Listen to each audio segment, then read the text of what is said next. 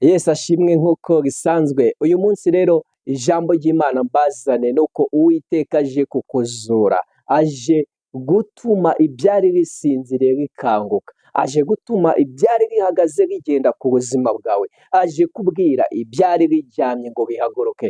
Turasoma ijambo ry'Imana riboneka muri Zaburi y'Ijana na 43 ku murongo wa 11, harimo ijambo rivuga ngo Uwiteka unzure kubw'izina ryawe. Uwiteka akuzure, Uwiteka mbega kugira ngo akore ibintu bidasanzwe, wowe uramwemerera uvuga ngo ndashaka ko uyu munsi uza mu byanjye, ndashaka ko uyu munsi uza mu buzima bwanjye, ndashaka ko uyu munsi umpa amahirwe adasanzwe. Wowe atura ayo magambo wizere yuko Imana iri kumwe nawe. Rero Zaburi, iyi Zaburi iravuga ngo Uwiteka unzure.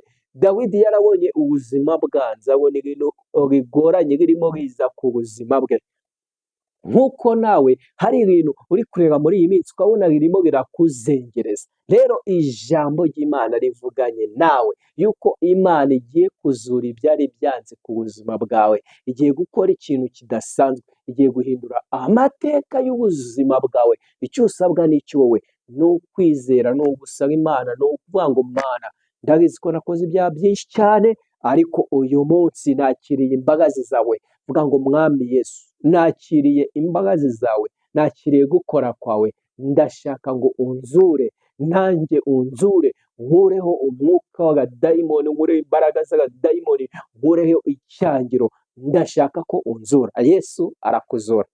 Rero ntukagenda udakoze subscribe, kora subscribe kugira ngo ujye ukurikirana ibiganiro byacu. Amavuta, icyubahiro, amafaranga bibe ku buzima bwawe.